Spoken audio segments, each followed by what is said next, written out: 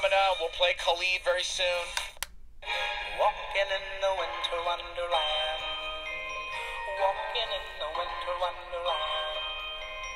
Winter wonderland. Winter wonderland.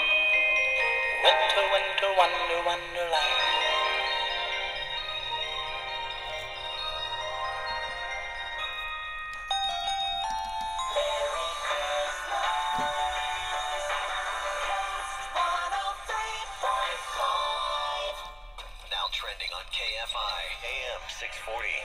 Crews have been able to stop the fire burning in LA and Ventura counties from destroying more homes. LA County Fire Chief Darrell Osby says the burned area has stayed at 83,000 acres today. We're concerned about the footprint of the fire, especially in the interior, because there are some areas that haven't burned.